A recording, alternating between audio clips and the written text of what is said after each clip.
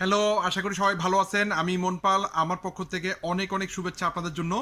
আপনারা যারা new hope চ্যানেলটি ফলো করেন, আপনারা জানেন আমি বিভিন্ন ব্যবসা করতে পছন্দ করি, নতুন নতুন ব্যবসা করতে পছন্দ করি এবং আমার সেই ব্যবসা করার প্র্যাকটিক্যাল অভিজ্ঞতাগুলো আমি আসলে এই চ্যানেলে শেয়ার করি, যাতে এই চ্যানেলটা যারা ফলো করেন ওনারা ব্যবসা করার জন্য অনুপ্রাণিত হতে পারে, উদ্যোক্তা হওয়ার জন্য অনুপ্রাণিত হতে পারে এবং আমার করা ভুলগুলো যাতে ওনারা না করে, যাতে ওনাদের লস না হয়, ওনাদের যাতে সময় বাঁচে এবং যাতে ওনারা প্রচুর প্রফিট করতে পারে।